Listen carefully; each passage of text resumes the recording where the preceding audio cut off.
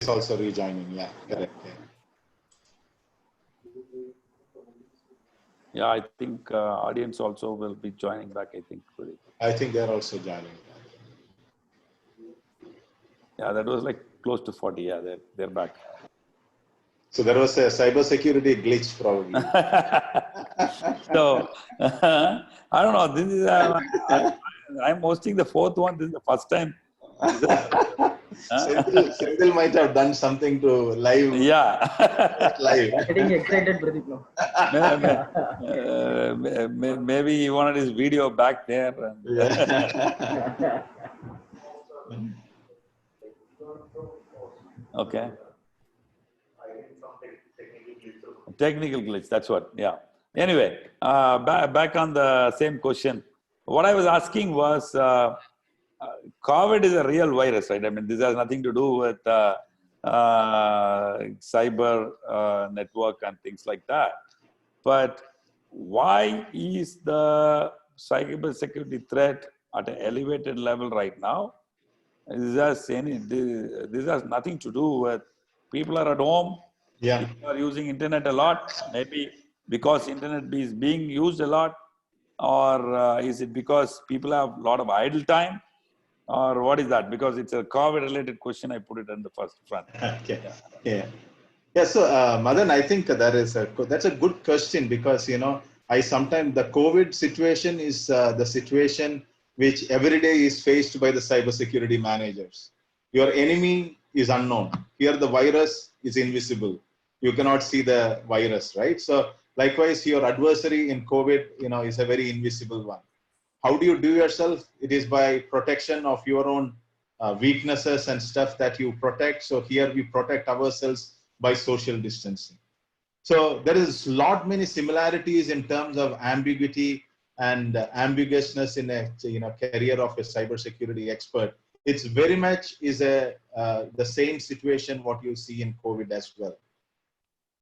So yeah, I feel sometimes that the cybersecurity experts, so the head of cybersecurity, which we call as the chief, CISOs or chief cybersecurity officers, CCOs of organization, they day in and day out deal with such kind of adverse situations and adverse ones.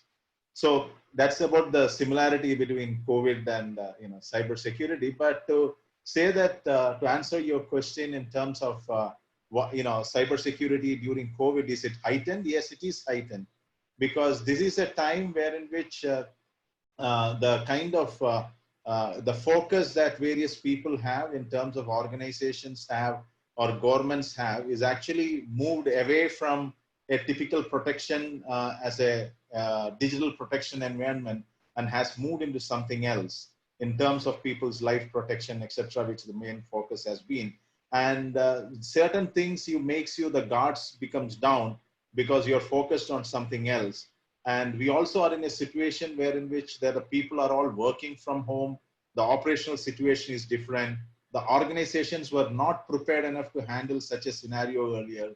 So they're all forced to work from home. And the home systems doesn't have enough security and security mechanisms as what the organizational systems would have. So there's quite a lot of challenges as cybersecurity experts are facing. And there's a lot of advisory requirement, there are a lot of requirements of cybersecurity experts. So that's what called, there is no job in security in cybersecurity. So cybersecurity is a profession which is like a police force. So police force doesn't have a recession. Job in security, okay. Yeah, so they say there is no job. I guess what you're saying is people are doing work from home and all that. That is a little insecure environment. And that's a window for such an attack. And second thing is the guard against cyber security attack is at a lower level. That's probably the reason for heightened level of cyber attacks, is it? Yeah. Yeah, and also this provides an opportunity. Senthil will probably talk about it more. We have witnessed in our, our monitoring systems in the dark web, deep webs, more than 59,000 domains has been registered, malicious domains to perpetrate attack. So what we are going to see is a series of plethora of attacks that's going to happen from now onwards. And we are going to see it only heighten because the COVID is going to take away some of the key jobs from the market. There are going to be extremely tense economic situations with recession, etc.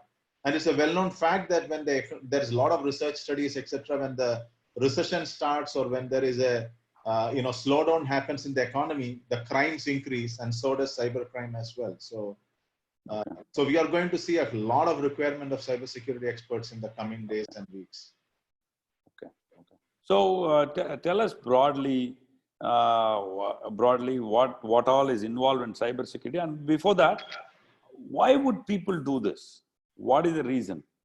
I mean, like you're saying, it's like criminals coming and attacking the network, and people are investing in it.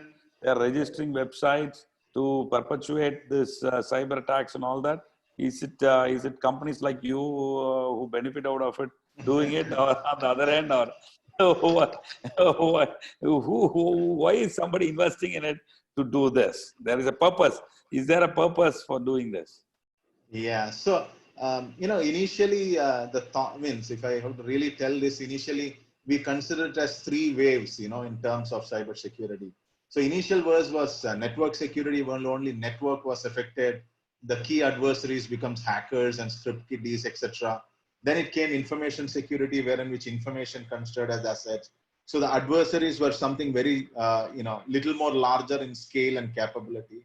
It shifted from information security to cyber security basically because of the extent of damage these people could do, and the extent of threats that these people could do, and the extent it can take.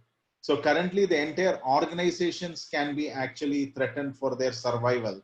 There are many cases which shows that many of these cyber espionage cases, you can see that some of the best of the know-how regarding the solar cells, cells were actually with some companies in Germany and in US and all. So because of certain cyber espionage activities, in another 3-4 years, you see suddenly China emerging as more in terms of their intellectual property on solar cells. So there's a lot of theft of intellectual properties that happen. And also the cyber environment doesn't operate like some one or two people interacting. So Europol says that how it works is like an industry, a supply chain industry, that what we have. So if I discover a vulnerability, say for Windows, which I can actually grab some root level privileges in a Windows systems or something, then I sell it in a dark market. I get much more money than I go for a bug bounty. And this is picked up by the crime syndicates in the underworld, who actually then harvests it and creates the victims. And then finally the money is taken out. And it's again, these accounts are sold to another syndicates, the weapon and other mafia syndicates, which takes the money out of the system through the Bitcoins and others. So it's a kind of a whole supply chain system. So it's not just one person from an end to end or something. So that view is long gone. So now we are against an industry by itself, which is we are under attack. So it's just not by hobby somebody doing it's that is very small, and that capability levels are long gone actually. Long gone. Okay. Sensational news like one or two like that, but now it's perfectly acts like an industry. Like the ransomware is major industry. Why, if someone would do that, Lockheed ransomware in 6 months made $300 million, which for us, like a businessman like us, would take years and years to actually make. So, but again, they're on the other side of the law, and it is a major problem if they get caught. They get a long hours of prison sentence, etc. But that is the attraction what is terming them to do.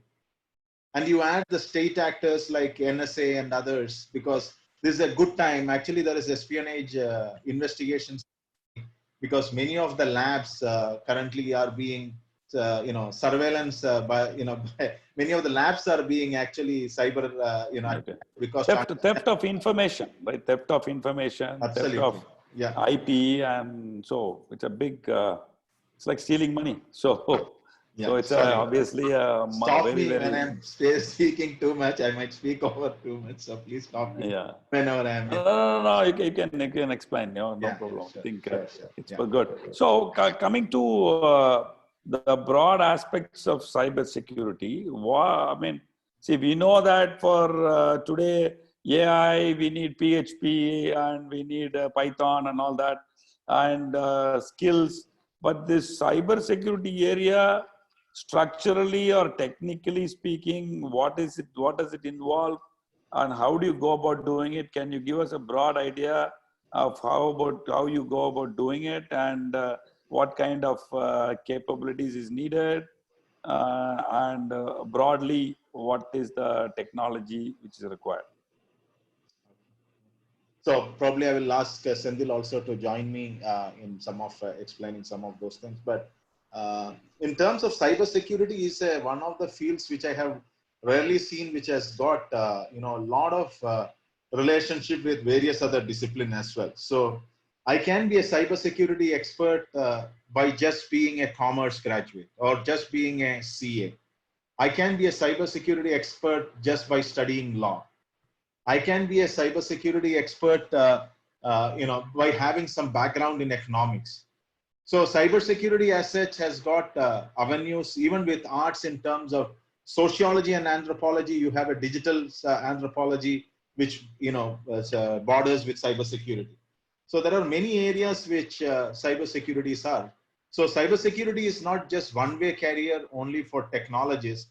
Cybersecurity is a career for many, many people to come in many ways into cybersecurity.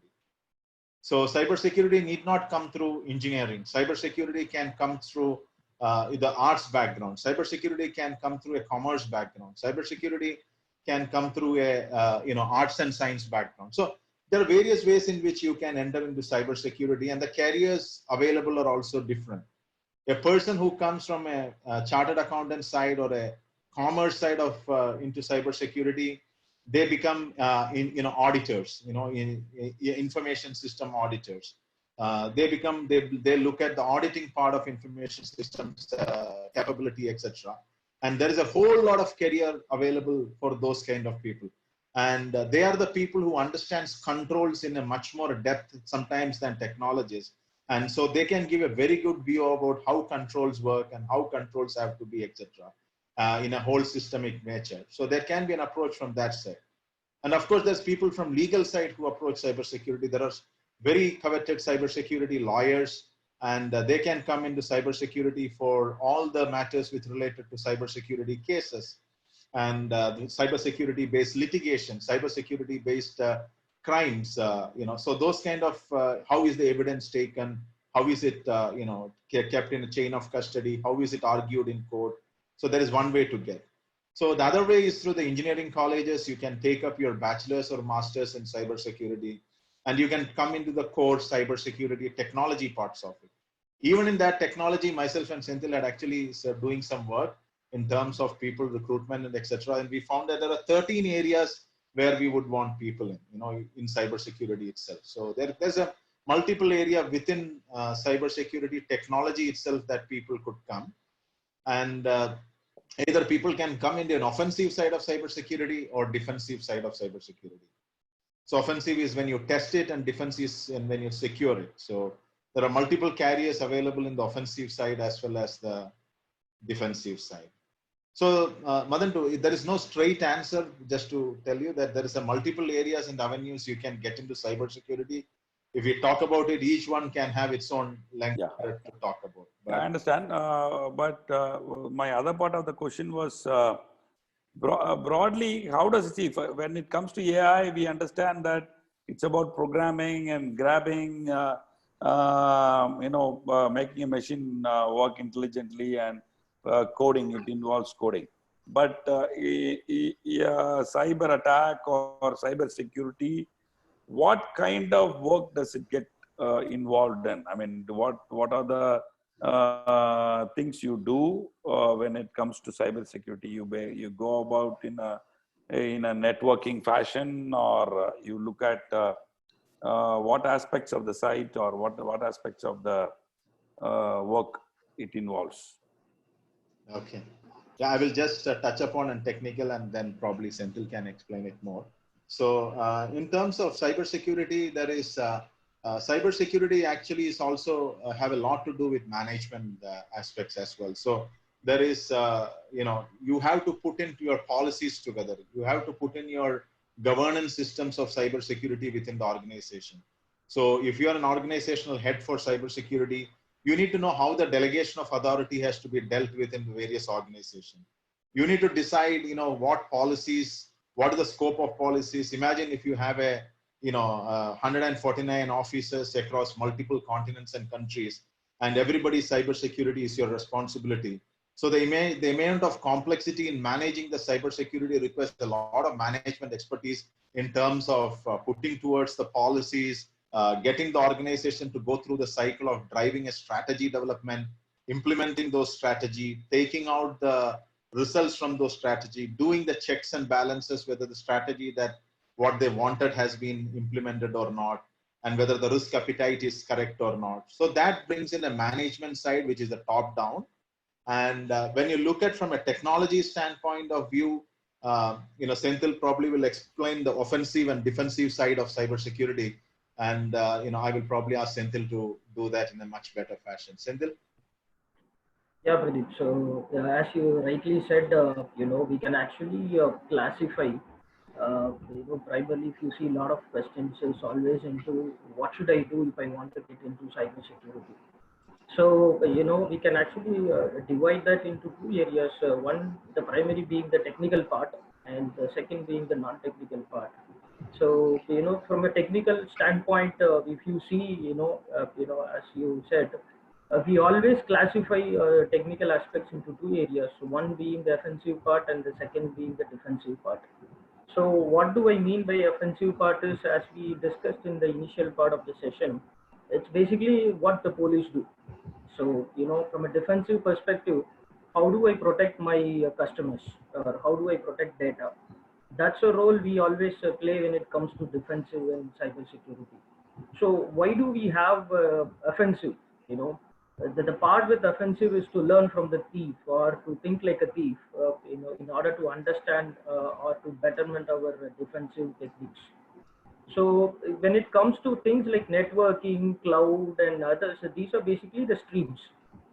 Because if you see about the artificial intelligence or in terms of networking, these are stream-based disciplines. But the one beautiful thing about cybersecurity is it touches everything. As Pradeep said, if you see for the last 30 years, it all started with floppy disks and viruses.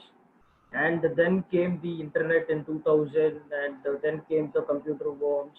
And now people are talking about espionages, country level hacking, and all those.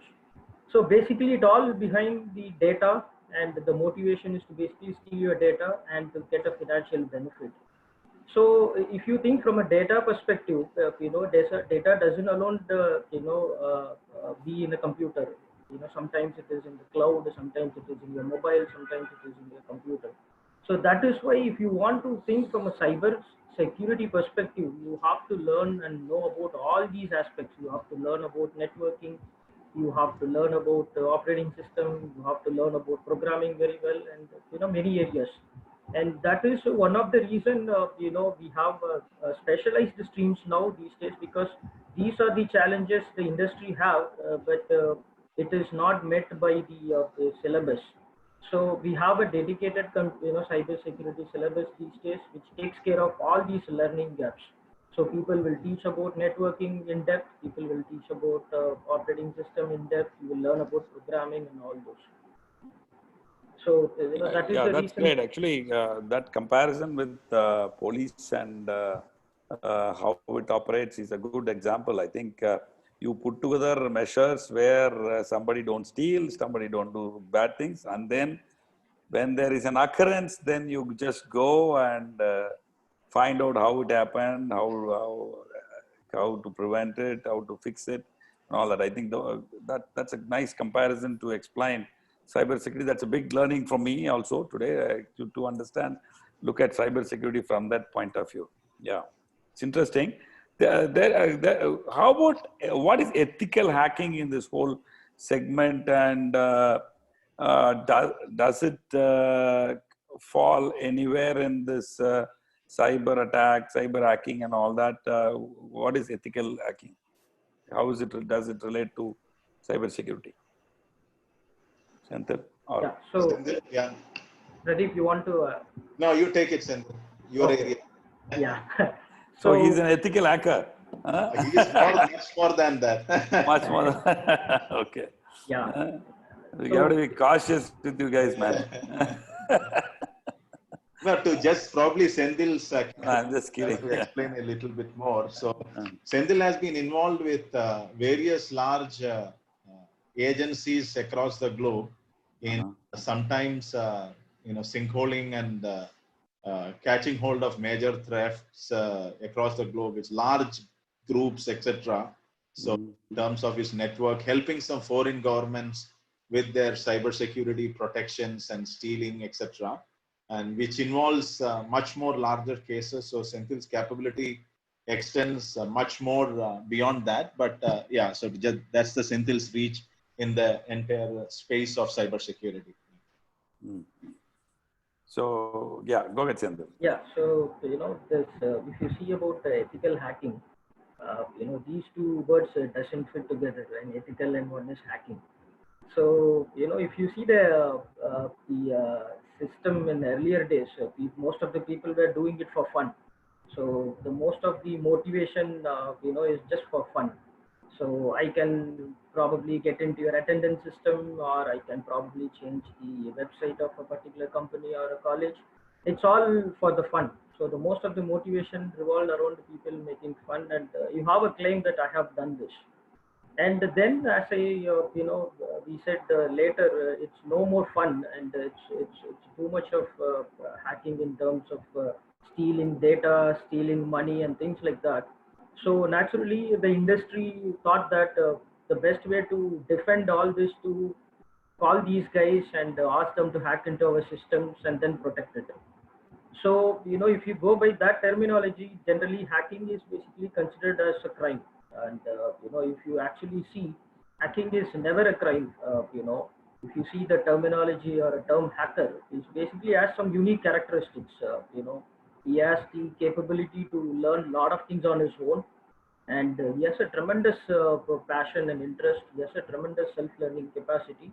And he can always go very low level. If I want to learn networking, if I want to learn programming, if I want to learn about algorithms, I just go to a very low level and understand how things work.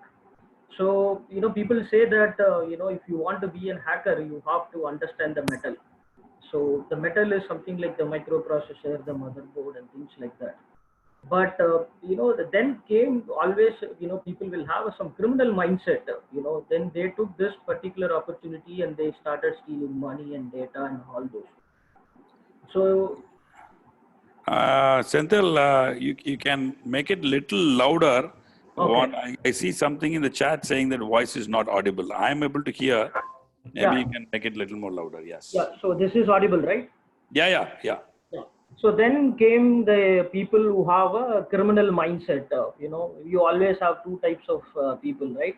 So there were people who took the opportunities of learning these kind of things and started doing criminal things. And they were actually called criminal hackers or crackers.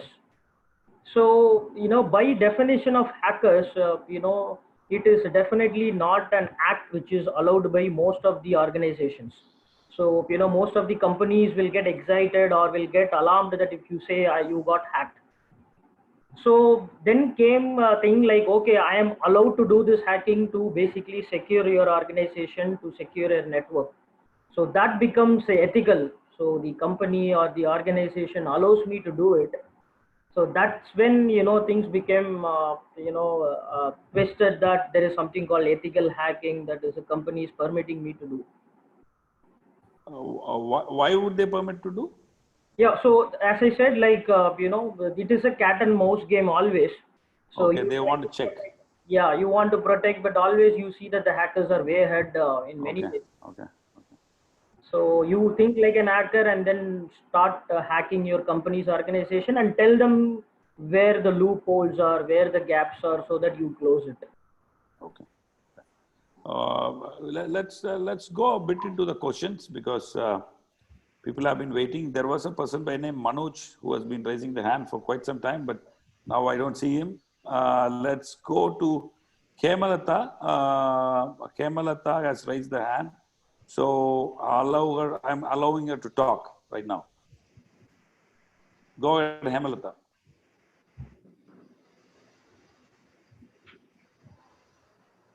Hemalata, go ahead with the question.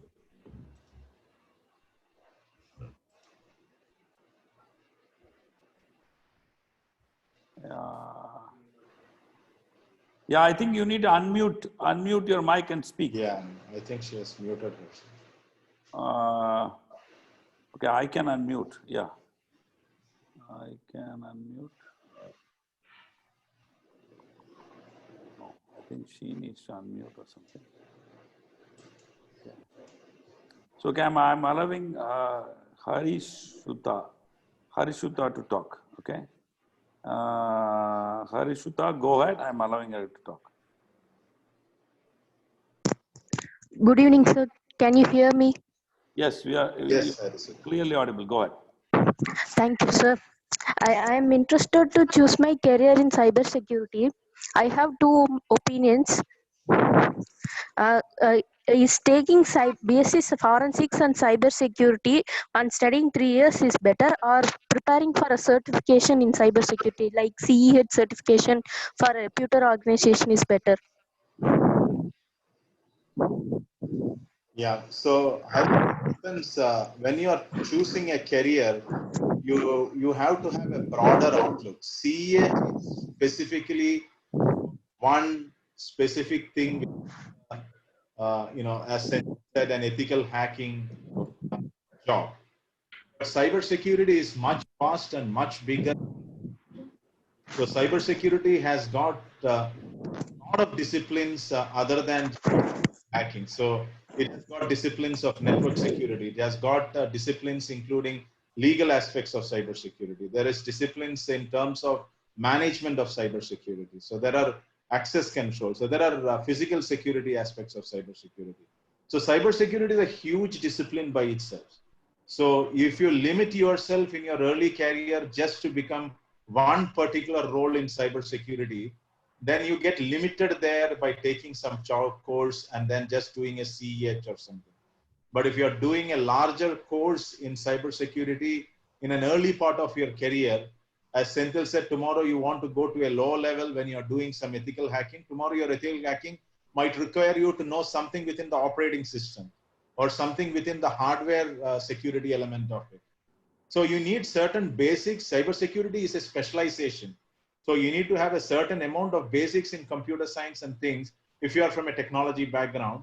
So a basic good course is always required rather than just looking at a role. You might have an opportunities immediately when you do a CEH, but in a broader and long-term outlook, I mean, it depends upon what you want to choose. So I would not suggest for anybody on a graduate scale to choose just CEH or something, but go for a larger one. Sorry. Yeah, I guess that applies for any particular vertical of computer science or any other segment. See, we need a broader knowledge also. People can specifically learn a particular language or a particular tool and then say that they can start doing programming there.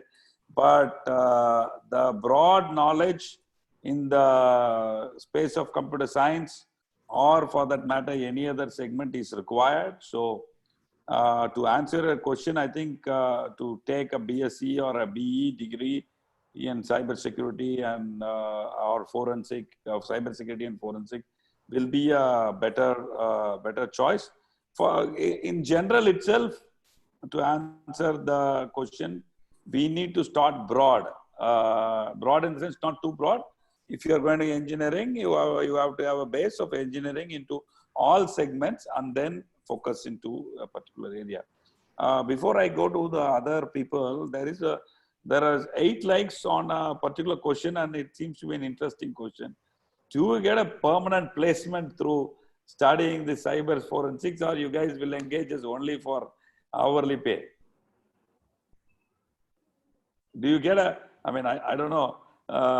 That's a question with nine likes. I think the people or the students' perspective is that cybersecurity is not getting them a regular placement opportunity. It's only a ad hoc opportunity is what students are thinking.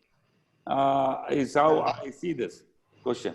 Yeah, I think it means it's not. It means it's quite far from the truth because it's not correct. Because if you look at the global scale, the number of cybersecurity experts that is required is more than 2 million. Currently, we have only 500,000 cybersecurity experts in the entire globe. So, which is, we are not even scratching the surface of the requirement. So if you really look at some of the major studies done by Cisco, major studies done by larger companies and others, research will show, if you just Google it around and show that, job, gap in cybersecurity, you will say that. You can give the numbers in terms of, if you have numbers in terms of what's the kind of requirement which is there for permanent employment in cybersecurity. So permanent employment in cybersecurity, people, we ourselves are ready to recruit if we get the right resources. So we ourselves run the challenge always. If any of those people can show their mettle in terms of cybersecurity, as Senthil said, we are ready to take it right now also, because we are always in dearth of cybersecurity people.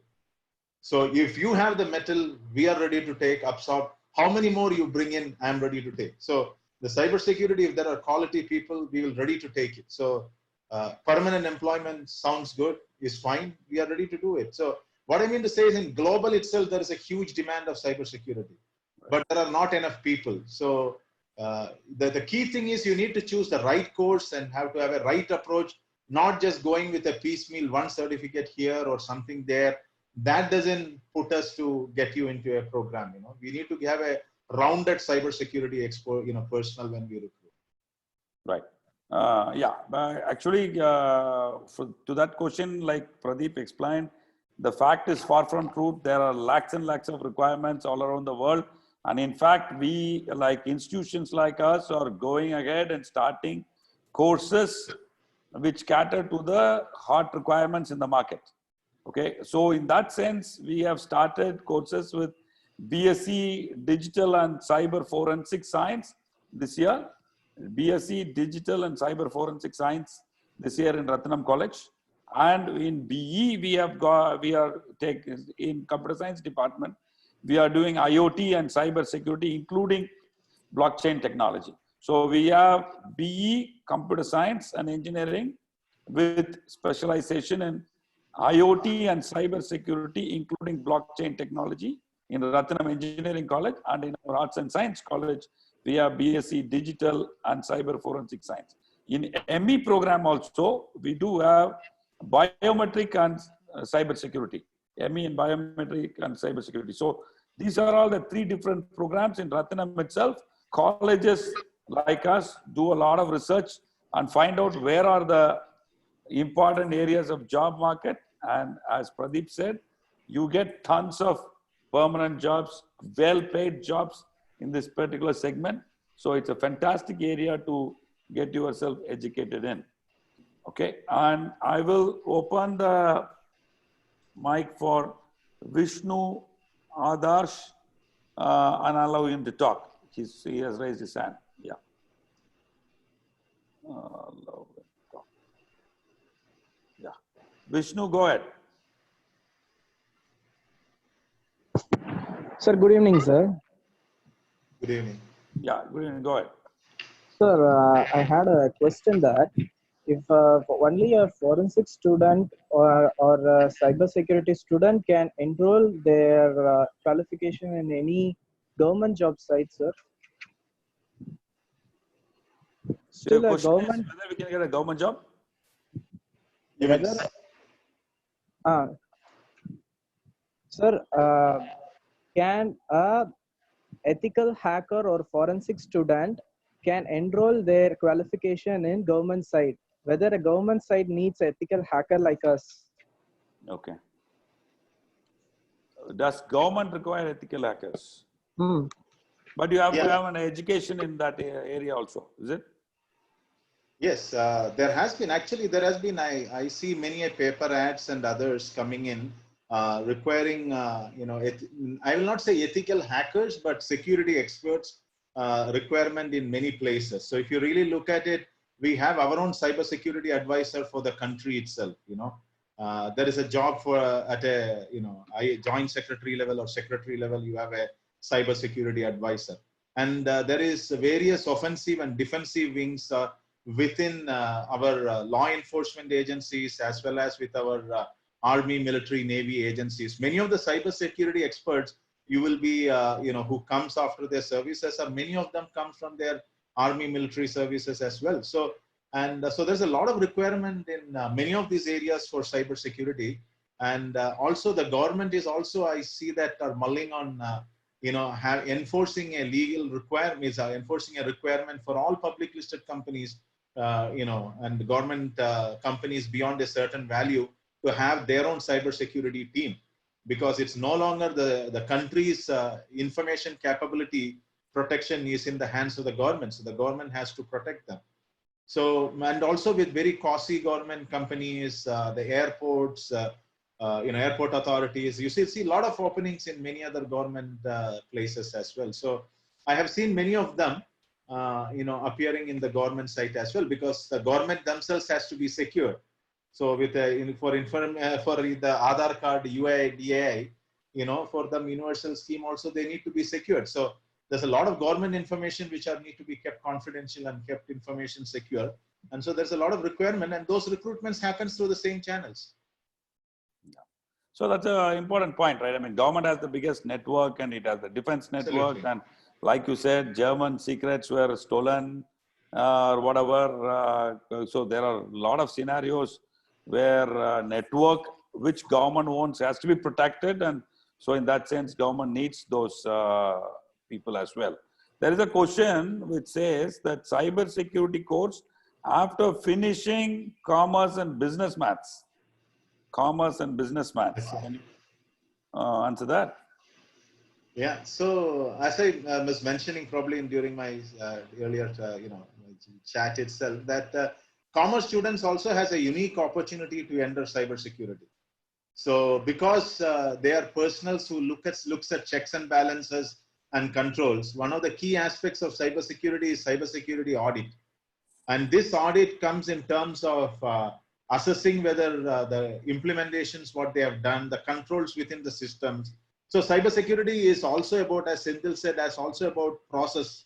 So in my organizations, if I am not, if I am not deregistering any of those people who have left my organization, and I'm not taking their email IDs and access to my organizations out, if they still have access to things, it's not solved with a technology problem. It's a process problem that I am not deregistering my users properly.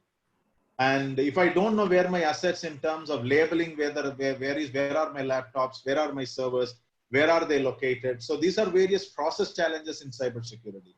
And these are very well understood and done by, accounting people.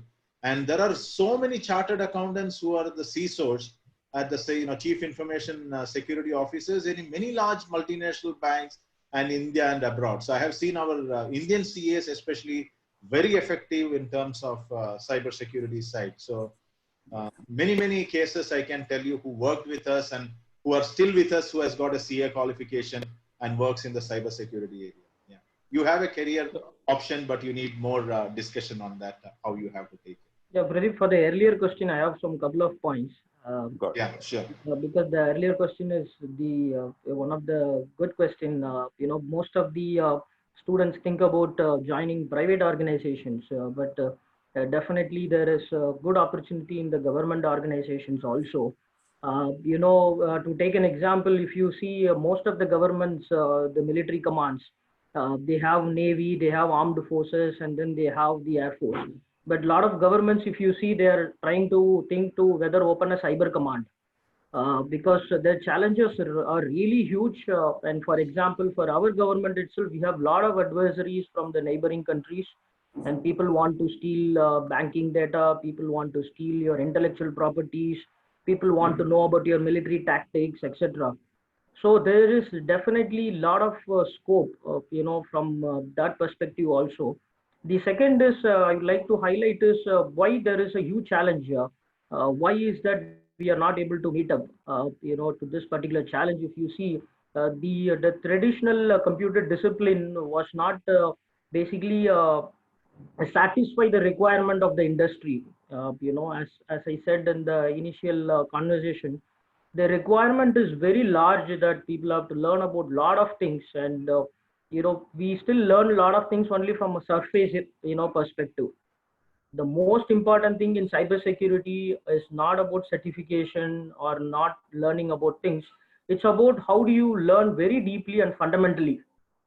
So that is the most important aspect. And because most of the students are not able to learn things fundamentally very well and strong, there are a lot of challenges in the cybersecurity. It's not met. So, in my opinion, whatever you do in cybersecurity or even computer science or in forensics for that matter, whatever you do fundamentally very strong, very deep and very depth, you definitely have a lot of opportunities in all kind of cybersecurity discipline. Yeah, that I guess, in fact, this third 3 or 4 webinars which I have been on the panel, and repeatedly the same point comes regardless of whichever segment we are talking about, whether we are talking about AI or whether we are talking about cybersecurity or whether we are talking about any other particular segment within computer science or any other area, whatever you are studying, whichever is your focus area, get deep into it, get fundamental knowledge into it, seems to be most important lesson for all the students. And switching from one segment to another segment, for example, Pradeep may not have started, I don't know, but Pradeep may not have started his career as a cybersecurity expert, or people would have started somewhere else and then slowly moved into something else. So all that is possible only when the fundamentals are strong. So the fundamentals, so that's why degree-based education or a broad education is required, and during that education you learn broader areas and you learn the foundation strongly, and then you start propagating from there, because things might take different shape, future might be different from what we see today. That's why the foundation has to be very strong. That's what Senthil highlighted as well. And there is a question, what is, okay, there are okay, how is forensic sciences related to cybersecurity? Yeah, I think that might be the right question. I am changing the question a little bit to what they have asked there. What is the connect between forensic science and cybersecurity? Senthil, you want to answer that? Yeah, Pradeep, sure. So, as we said, there are two things always in cybersecurity, right? One is offensive, one is defensive. But what exactly the forensics touches is something like we call it as a post-mortem analysis. So, there is a protection way, there is a non-protection way. But if something happens to an organization, the first thing any company wants to know is what has really happened. Before getting into understanding to close the issue, the priority is always to tell me what has really happened. So from a company perspective, say for example, always the question is somebody hacked into our systems. We want to know what has happened, whether there is a loss to a financial aspect or whether the data has been stolen. From a consumer perspective also, if you see, right, like if your mobile phone is let's say stolen by somebody, always you think that what will happen to my photos and what will happen to the data that resides in the mobile. So that's where the forensics plays a role, or if you feel that your mobile phone is hacked, what do you generally do? You basically go and look into some of the apps that you have installed, what is really going on and coming out, right? That is basically is what the forensic science is all about. So be it a small mobile device or a large scale organization, and we do something like a post-mortem analysis and help the customer. And from a law perspective, Pradeep, I think you can add the points, right? So what is evidence and what is the requirement of the forensics analyst? Yeah, so to add to what Senthil said, currently there is various crimes. If you really look at the crime scenario currently, there's a lot of digital involved in the crime. So either your mobile phone is there, even digitally you want to see which tower this person has operated from, whom has we last called. So most of the ordinary crimes itself currently involves a lot of digital aspects of it. But how do you decipher if the person has deleted or moved certain things in and out? have not called from that, used a SIM cloning device to call from it, etc. So all these things relates to the current forensics sciences. The crimes, it involves digital as well. So even the current existing crimes has got a digital dimension nowadays. So that's how the digital, forensic. Yeah, that's interesting. Yeah, I mean, people who are doing crimes are also complaining. These guys are locating us with all the cell network and everything. It's easily getting located. So as it becomes easy to commit crimes, it's becoming easy to find them as well, right? Yeah. So, there is a question, BSc Forensic Science course offering in which colleges? Okay, Rathinam offers it for sure. We have a BSc in Digital and Cyber Forensic Science. And in BE, we have IoT and Cyber Security, including blockchain technology. And in ME level, we do have a biometric and cyber security course. And interestingly, we have a MOU with Zacco, which is Pradeep's and Senthil's company in Rathinam campus here. And we are looking at setting up a center of excellence as well in cyber security area. So the MOU enables our students to have internships and have some practical knowledge with the company, which is right inside our campus, Zacco, who is an expert in this particular field. So we have a specific strength getting built by the presence of Zacco and having these courses and having this MOU in place. So there are few other colleges as well. I think we can send a reply to them, but there is one STC college they started in Pollachi last year, and any other college who start having that can be located as well. So coming to the questions, I have a couple of other questions as well. So in terms of programming skills, does Python, I know Python, and does Python help in cyber security as well? Yeah. I can answer, but Senthil will be the right person. Yeah, yes, it definitely helps. No, nothing denying it. In fact, if you see the highest consumer of Python is basically Google. So, Google is the one who, spearheaded in using a lot of things in Python in the early days. And even if you see the founder of Python is working for Dropbox. So definitely there is a lot of scope for Python, but as I say that I don't, say that you learn this and then you have a better opportunities because fundamentally, as I said, if you think from a metal perspective, you don't give colors to things like Python or C# or C because you might have Python now, but then Python was no way 15 years back. But and existed, right? Yeah. Existed. Yes. Yeah. If you see, it was only C and assembly, and there is no big opportunities for people who know C and assembly now. So obviously, the trend will change even after 15 years. We will not have a lot of scope in Python. But the idea is, if you understand the cybersecurity from a fundamental perspective, then you will be definitely strong in Python or Windows or Linux or assembly or anything. But from Python perspective, yes, definitely there is a lot of scope. Yeah, there is as today's scenario, there is a requirement in that segment as well, right? Yeah. Okay. So I'm opening the mic for one Mr. IG Sukesh Kumar, who has raised his hand. I'm opening it up. Go ahead, Sukesh. Hello, sir. Good evening. Good evening. Yeah, good evening. Your DP is scary for me. So I have a doubt, sir. Cyber security fighter. It's a game. Go ahead. I have a doubt, sir. So I have to become an offensive side of the cyber security. So I have to learn some courses like certified penetration tester or BSc cyber forensics will do it. Yeah, Senthil, you want to take it? He wants to be specifically on the offensive side. In that case, which is better, I guess. Yeah. So offensive side, definitely pen testing.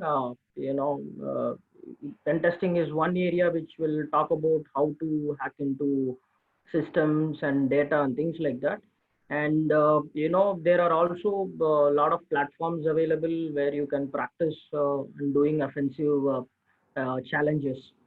So if you want to get into offensive part, you have malware analysis, you have pen testing, and you have mobile testing and things like that. I guess he's asking whether Yeah. you go the degree route or the specific certification route. Same Yeah, question. so yeah, I would say what my mentor used to say. Certification is definitely required. There is no doubt. But the more you practice on a lot of challenges, the more you acquire knowledge. Definitely, it is more than the certification that you hold. So degree and a lot of practice, if you have, definitely it will outperform the certificates. So I guess to summarize the answer, degree is a fundamental requirement. Then you need, more important is a lot of practice. Yes. And you may need the certification as well, which will Yes. be a feather in the cap. Exactly. Yes. The whole structure will work. Yeah, what I would like to also add, Madan, here is that certificate has got a limited utility for you. In terms of it says the scope is limited and things. But many of the attacks, what you currently see, if you are an offensive expert, you have to do a blended attack. So it's not like my technical attack works. So you will have to do a social engineering associated with a technical attack, associated with some hardware, so it's a multiple. If your attack has to be persistent, it has to be very much effective. You need to know multiple subjects in that way. So just making yourself in one area, secluding as a particular limited utility, might not be the right thing at a bachelor's level. So probably Bachelor's level after graduation and then you do a certification. It has definite weightage. But you're looking at a bachelor's level, it restricts your career movement in a very, very secluded space, and and it gives you a limitation in terms of your growth. Great. Yeah. So you guys are talking of lot of knowledge. So how much do you guys pay? Is what another question is. What is the cyber security job pay to people? Yeah. So good question in terms of pay package. So means our pays are, I would not like to discuss our payroll here, but lest it to say that there are studies which indicates that a person who takes a degree in computer science or a degree in cyber security or enters cyber security career at the same point of time, in 3 years time, the cyber security person earns more than 3 times the salary of the person who has got into any other stream. So that's the study which is there. So, but initially you might all be getting the same package. So entry level is the same, but then entry level is the same, but in 3 years time, when you prove yourself, you earn much more, 3 times more. And many of the candidates who has been with us are in multiple places across the globe and many places everywhere, and has been earning in much higher, and the growth rate what they have taken is amazing actually, because the key thing is there's a lack of cybersecurity professionals. So like all the seriously technology areas, the entry point is always the same, but once you have a important area, your growth path is much better. So there is a question, and this question I have in my mind as well. What is can you explain about blockchain technology, and what's the connect of blockchain technology with cyber security? Yeah, so Senthil will probably get into detail, but I will just initially start in the one. Blockchain, if you really see it in terms of ledgering system, in terms of its reliability of if you really look at what is blockchain, the key part of it is the integrity of the information coming out of blockchain. So which cannot be manipulated, right? So it's an authentication, reliability of the data which cannot be manipulated. And if you take out cybersecurity is protection of those. It's protection of confidentiality, protection of integrity, and protection of availability of information. So blockchain actually is born out of cybersecurity table. So blockchain is actually used, when we started using it for Bitcoins and others, in which you cannot manipulate the information coming from the entire blockchain. It has been actually coming from a cybersecurity table, which was the integrity cannot be breached. So the effectiveness of cybersecurity is born in, blockchain is born in cybersecurity stable. And there are multiple applications, like it's, like how we are asking how AI can be applied. So in various business case scenarios and various areas, the blockchains can be used in various ways. The blockchains in cybersecurity currently are used in an area called identity and access management in IAM cybersecurity, very, very effectively, so that you know who was getting authenticated, who can get access to what all privileges, etc. It is being heavily used. So likewise, it's actually a protection technology, integrity protection technology, which cybersecurity will use in order to enable the information system. Senthil, for you to add. Yeah, Pradeep, I think you definitely have covered because if I have to talk about blockchain, I think I have to talk about for more than a day, because there are so many things there in blockchain. To put it in simple words, there are always three things which Pradeep said we look in cybersecurity. That is, there are data which has to be always kept secret. Nobody should see it. There are always data that should be always available, and there are some data that should never be changed or modified. So if you see a blockchain, it's part of cryptography and takes care of the last point that I have mentioned. So it is basically a decentralized ledger where the primary objective is to take care that nobody modifies the data in an unauthorized way. So definitely it has a role in cybersecurity, because we also talk about this pyramids, like how do I ensure confidentiality, how do I ensure integrity and availability, because there are always challenges for this, no matter whatever defense mechanisms you put. So can we say this, blockchain is a methodology of distributing and storing data, and that is what you're trying to protect in cybersecurity as well. Is that the connect?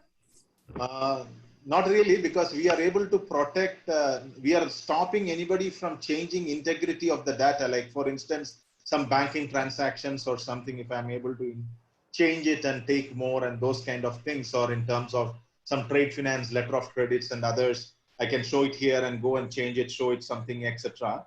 So the integrity of that information is not lost in any transit or anywhere, because it is distributed across, it's in a distributed system. So even if I tried, I'm able to change something, but in the other places, the integrity is not lost. So you will not be able to change it. So that integrity is protected in that way. Okay. So see, there is a lot of question on the CEH certificate. There is one question, how to get a CEH certificate. Another question, if I study BSc Cyber Security or BSc Cyber Science, Forensic Science and Learning, is CEH required? I guess that's how I interpret the question. So what do you think? I mean, do you really need the CEH certificate to get into these jobs? Yeah, so CEH is actually, as Senthil said, it's an icing in the cake. But of course, we would prefer to have the people have a larger base, when they approach us in terms of things. So CEH Certified Ethical Hacking course, from EC Council, which is very popular course here. But that's a very small lifting. Which council is that? Which council? EC Council, which is okay. Which is basically a company which calls itself EC Council, and they are very much popular. They have many courses in cybersecurity side, and so it's a very popular course. At the same time, just CEH is not enough for us. So CEH is a very extremely easy course which we see from an industry perspective. So there are various heavy lifting courses like OSCP, which is offensive security certified, penetration testing, professional, etc. So those are the courses which are much more heavy lifting than CEH. So CEH is just an entry point. It just gives us a comfort that you know about little bit on the security side, but it's not a replacement for your larger knowledge base. So we can say this, right? I mean, you do a bachelor degree, great, that's important. Then if you can do a CEH certification, it might be an added advantage, which might show that you have done something practical and so on. Or even if you have a practical knowledge and if you can demonstrate it, it could probably be a replacement for CEH certificate. but certification in general is maybe a icing in the cake, and if you really do it, then it helps for instant acquisition of jobs. Yeah, correct. Right? Yeah, I can't agree more. Yeah, that's what I would also say. Yeah. Senthil, you have something to add here? Sorry. Yeah, Pradeep. So certification, yes, it is required, but we don't give much priority for certification alone. It's all up to what you carry out of your, your experience that you get from your college. So what do you learn? What are your projects? What are some of the areas that you have explored really well? And that is what really makes a lot of sense and look for. CEH might be probably a 3-letter word you can add after your name, but it's all what you carry from knowledge perspective is what really required. Yeah, great. One aspect I would like to talk about in relation to being able to get into these jobs from various degrees, like commerce, or you can be a management graduate, or it could be a computer science graduate, or you can be from any segment. You can probably get into many of these computer science latest jobs like AI, or in the cyber security and all that. Adukku vandu in Rathinam we have a specific mechanism also. Adu vandu it's called choice based credit system. I would like to go a little bit, with your permission, Pradeep and Senthil, I would like to explain the choice based credit system. Konjam audience ku explain pannirren. Choice based credit system enna, you can take ஒரு particular degree. நான் வந்து BCom graduation படிக்கிறேன்னா BCom கிராஜுவேஷனுக்கு 35 course படிக்கணும்னா 35 கோர்ஸ்ல 15 course compulsory. அந்த 15 course எடுத்தாகணும். மீதி நான் number சொல்றது ஒரு எக்ஸாம்பிளுக்கு தான் சொல்றேன். மீதி 20 கோர்ஸை நான் காமர்ஸ் கிராஜுவேட்ல இருந்துட்டு நான் வந்து சார்ட்டர்ட் அக்கௌண்டன்சி போகணும் அப்படின்னு சொன்னா அந்த 20 கோர்ஸை எனக்கு வேணுங்கிற மாதிரி எடுத்துக்கலாம். நான் காஸ்ட் அக்கௌண்டிங் பண்ணணும் அப்படின்னா அந்த 20 கோர்ஸை வேற மாதிரி செட் எடுத்துக்கலாம். நான் வந்து சைபர் செக்யூரிட்டி எக்ஸ்பர்ட் ஆகணும் அப்படின்னு சொன்னா வேற மாதிரி செட் ஆஃப் கோர்சஸ் எடுத்துக்கலாம். இந்த ஃபிளெக்சிபிள் கோர்சஸ் வந்து நீங்க வேற டிபார்ட்மெண்ட்ல போய் எடுத்துக்கலாம். ஸோ ஃபார் எக்ஸாம்பிள் இந்த சைபர் செக்யூரிட்டி கோர்ஸ் வந்து ஏதோ மேபி ஒரு 5-6 paper cyber security related important papers இருக்கும். அந்த papers maybe will be run by the BSc in cyber security department வழியா ரன் ஆகும். ஆனா நீங்க காமர்ஸ் டிபார்ட்மெண்ட்ல படிச்சுட்டு இருப்பீங்க. ஸோ இந்த 5-6 கோர்ஸ் எடுத்தா பிகாம் முடிச்சுட்டு நீங்க இந்த ஏரியாவுக்கு போலாங்கிறத எனேபிள் பண்றதுக்கு நீங்க அந்த டிபார்ட்மெண்ட்ல போய் அந்த 5 கோர்ஸ் எடுத்துக்கலாம்.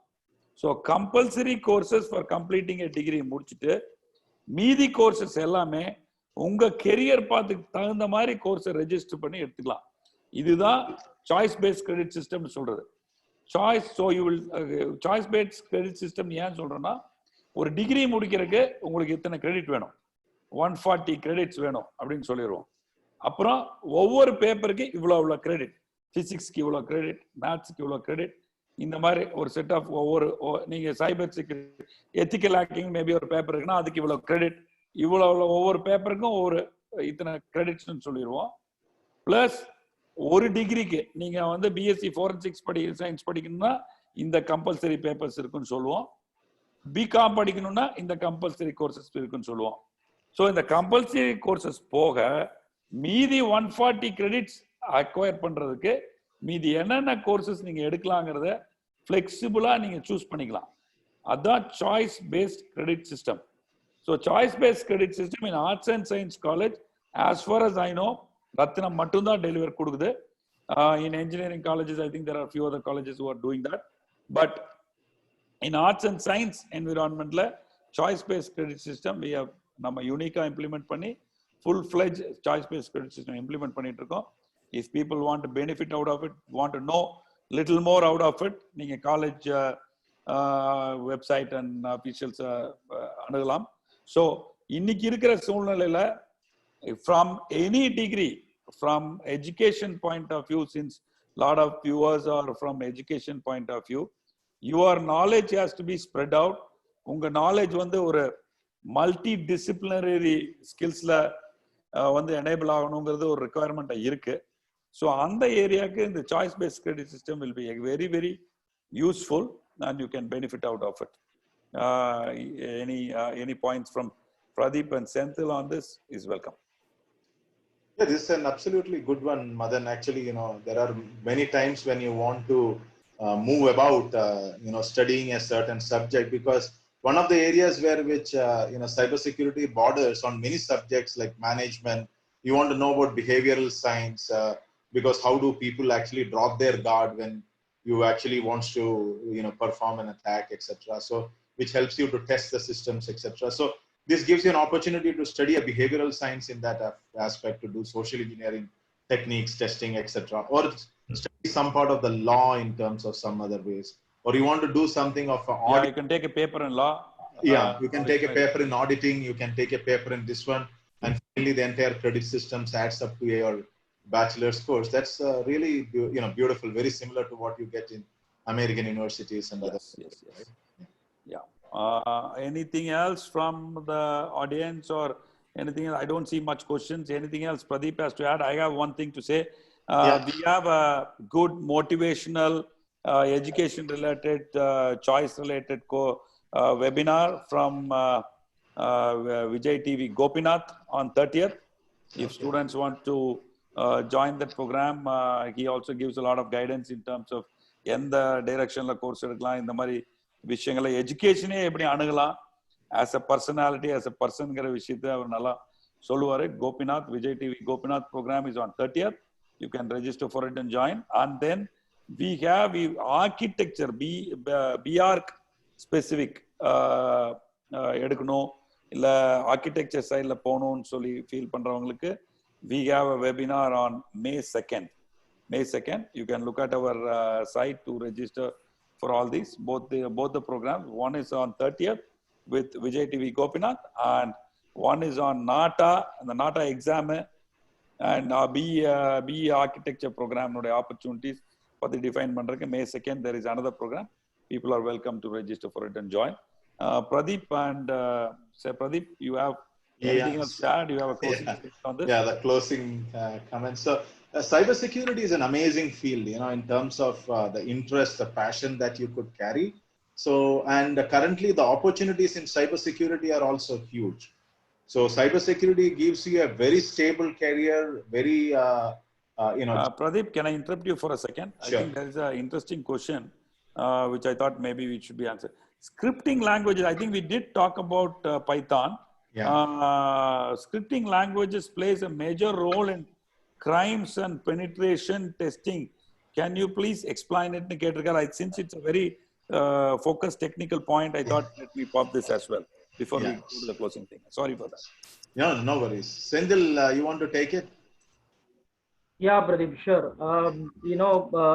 Why is that the scripting languages are being used a lot is, you have to think from the problem statement of using a scripting languages. So if I have to solve a particular problem using C or assembly, the challenge is really more. But I can do the same thing using some scripting languages like Perl or Python in a very easy way. To convert it into the language, whatever I can do in 100 to 120 lines in C, I can do it in a couple of lines in Python or Perl. So naturally, if you want to launch any kind of attack, say for example, there is something called bots. People can attack a single website from multiple, geolocations. So that means like I have to connect, I have to develop a program that can initiate these kind of communications. It's very easy to do in a scripting languages. So I can probably write something in 10 to 15 lines and then I can easily launch it.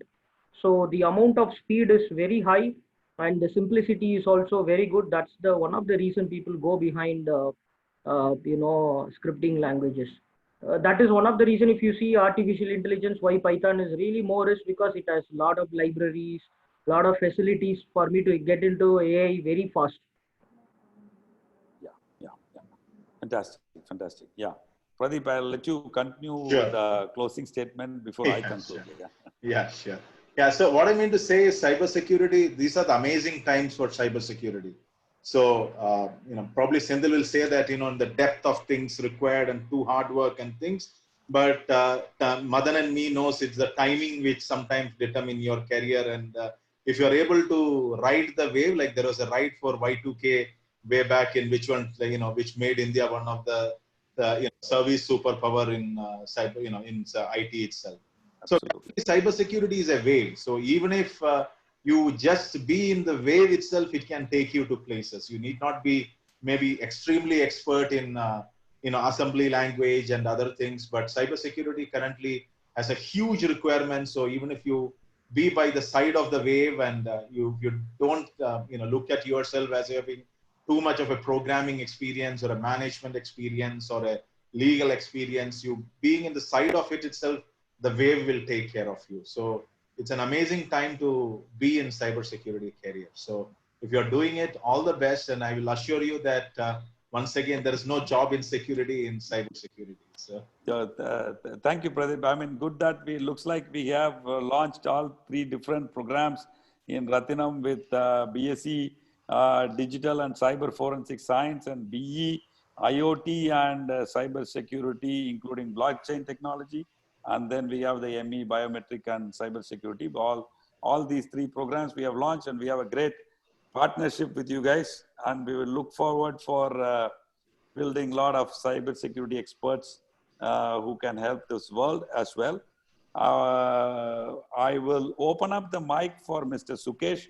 I think he seems to be a very enthusiastic guy in cyber security.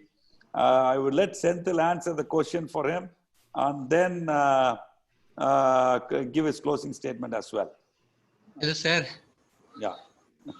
Sir, I'm the one asked about the scripting languages. So is it available in Rathinam? So can I take the scripting languages in Rathinam, or I have to go to the online courses? We do have, there are various scripting languages, and Python, for example, is a very important paper these days in all the degree programs, all computer science degree program. As a matter of fact, Anna University Engineering, first year they have Python. So various scripting languages will be different papers. Certainly it will be offered in the undergraduate degree in both BSc and BE, and you can register for it and you can certainly take it. Kandipa eduthikalam. Adukku obvious, it's so obvious, kandipa eduthikalam. Sukesh, your question answer aayirka illaya? Yeah, thank you, sir. I got it. கண்டிப்பா register பண்ணி எடுத்துக்கலாம். I mean, sir, and one more question. டிகிரிலேயே அந்த papers இருக்கும். நீங்க இந்த மாதிரி இதுல வந்து கம்பல்சரி பேப்பராவே இருக்கும். கம்பல்சரி பேப்பரா இல்லனாலும் நீங்க சாய்ஸ் பேஸ்ட் கிரெடிட் சிஸ்டம்ல ரெஜிஸ்டர் பண்ணி எடுத்துக்கலாம். Okay, sir. So there is this one more person raising the hand. That's Harishuta. Yeah, Harishuta, sorry. Sir, yeah, go ahead. Yeah. What are the various skills needed for learning cyber security? Skills. Senthil, you can take the question and give the closing as well. Yeah, so cyber security in terms of skills, there are broader skills are required. Definitely, you have to be very good in programming, networking, operating systems, and things like that. So this is from basically a technical perspective, and then comes other things like what you practice, what kind of some hobby projects that you take, and how you practice very well upon the industry challenges. So there are a lot of skill sets are definitely required, and you can take things like Python challenges. There are online challenges available for Python cyber security. So scripting challenges are there. So there are various skill sets are definitely required, and then once you get into the industry, obviously you will definitely know your path, your area, and then you can excel based on your interest. Yeah, broadly, I think your analytical skills and programming skills, scripting skills, and to, I think, Specifica, when it comes to cyber security, to analyze a problem from the security point of view, maybe another skill which you might be requiring. Actually. Yeah, and also sometimes, report writing skills and things. So okay. Cyber security actually has got multiple areas. So each path has got different skills requirements. So if you're a legal cybersecurity expert, then your skills are different. But legal skills, yeah, law. Yeah, legal, so written skills. If you're a management cybersecurity then you need a good written skills, because what you're delivering to the client is your documents. So they are paying for your documents because you're writing a policy for them. But you don't need. So we can envision a scenario: somebody is registering for a BA English program and takes a lot of papers in cyber security and becomes a script writer or whatever. Yeah, the technical cyber security writer, because you can become a policy expert in cyber security. And so same way, so that person needs a written and skill. But if you are a technology guy, you don't need a written skills that way. Right.